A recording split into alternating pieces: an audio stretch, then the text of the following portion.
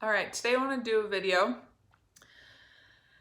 on procrastinating or delaying your recovery. So, waiting for the perfect time, waiting for such and such to happen, waiting until quarantine ends, waiting until your kids go back to school, waiting until you go back to school, waiting until your weight drops to a place where you feel like, you earned or you deserve to fully recover.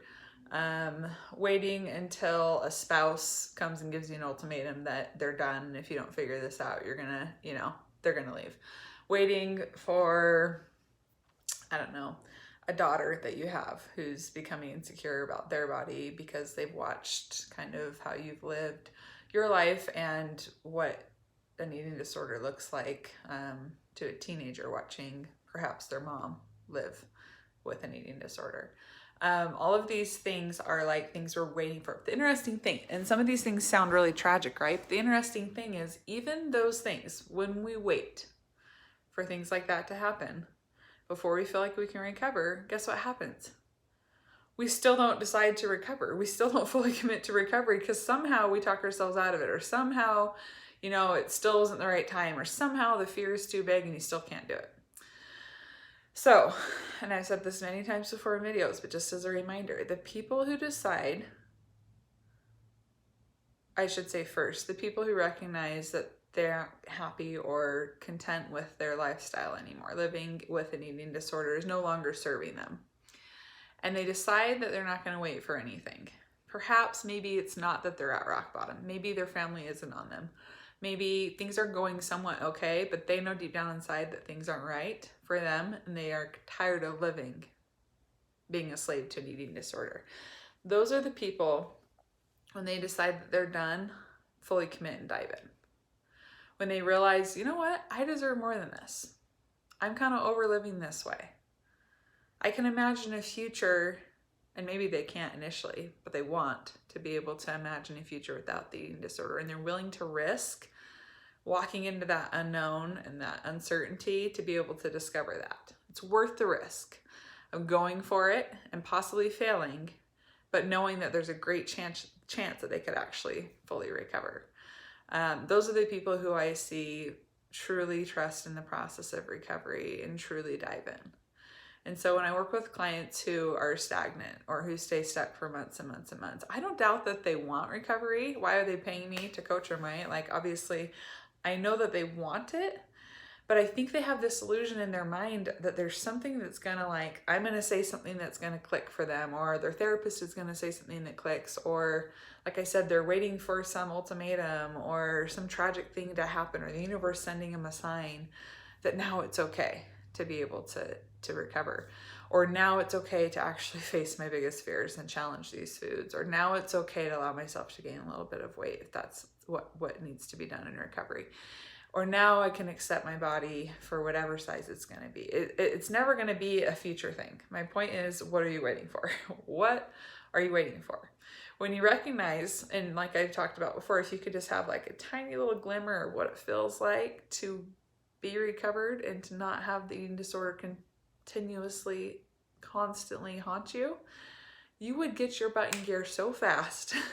And you would say, Becky, do and tell me whatever I need to do to be able to recover, because oh my gosh, that felt amazing.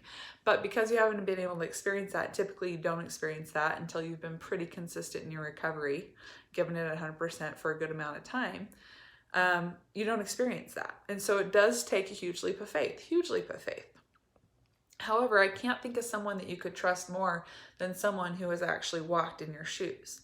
I can honestly say with like certainty, every experience or every feeling or thought that one of my clients has had, I can relate to, because I've been there before. I lived with an eating disorder for 20 years and it's horrible. And I don't say that with pride. I say that like, I get it, I understand, and I'm not trying to make it sound like recovery is a walk in the park and it's really easy and as soon as you commit you can just do it and why would you ever not. And I understand how hard it is. I totally get that. But it being hard and not being a reason to not ever start it or to fully commit is not a good excuse. Because I feel like the people that I work with are hard workers. Very, very disciplined, very hard workers. When they have a goal in mind, they accomplish it. However, for some reason, we lack the confidence when we have that eating disorder to believe that we can actually recover. And that's the most important thing you need to start believing in yourself, is you actually have everything inside of you to be able to recover. Now, when I say this to clients, it kind of lights them up. I say, and it's good because I want to kind of get that tenacity going in them, to get them like, because naturally, I should say oftentimes, people with eating disorders tend to be competitive, whether it's with other people or with themselves. They like to push themselves and they drive themselves and they, like to test the limits. And so when I tell a client, like, do you know how many people have eating disorders? A lot, right? There's a lot of people, unfortunately, that struggle with eating disorders, diagnosed and undiagnosed. And the number of people who fully recover from eating disorders is so, so small in comparison to how many people actually struggle.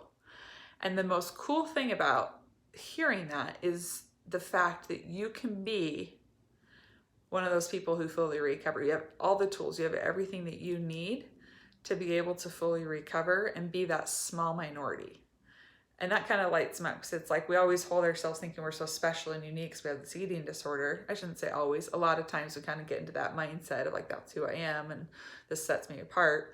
What if you decided to switch that to, I'm actually like a survivor. I'm actually someone who fully recovered from an eating disorder.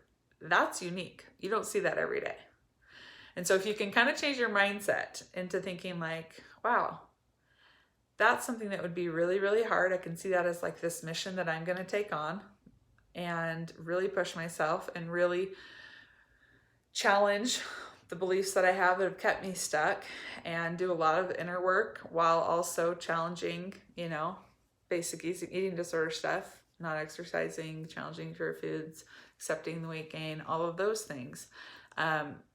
It'll be amazing for you to come out the other side and not just be recovered from an eating disorder, but having that sense of, sense of pride, sense of confidence that like, wow, I did something so hard. And a lot of people won't comprehend that because they don't have eating disorders, but a lot of people will. Loved ones, family members, friends that watch you struggle will admire you so incredibly for being able to do something that they know is probably the hardest thing that you'll ever have to face and do. And to see you do that is so admirable. And so I kind of want you to reflect on where you're at right now. Ask yourself, am I one of those people she's talking about that's waiting, that's giving it maybe 50% to say I'm trying, that has a coach but isn't really trusting in the process, or is kind of, but then kind of gets scared and goes back? Where am I at in my recovery and my level of commitment? And what is it, if I'm not 100% committed, what is it that I'm waiting for? Because nothing's going to change. You turn 40, 50, 60, 70 years old, 80. What do you think at 80, you're going to have your, 80th birthday party, and then all of a sudden it's like, and I'm recovered from eating disorder, because nobody still cares about, these things at 80. Absolutely not. You will still struggle with an eating disorder if you don't face it right now. If you don't decide that you're done wasting your life, that you deserve better, that there's a much higher quality of life in store for you and a really bright future, then nothing's going to change. So hopefully this didn't come across as like negative Nancy, but sometimes I feel like it's a message that everyone needs to hear who is trying to recover from an eating disorder, that it's kind of a harsh reality. It's a hard pill to swallow, but it's the truth. You need to be the person that makes the decision that you're going to recover, and then you own your decision and you do everything in your power to 100% fully commit to the process until you are fully recovered.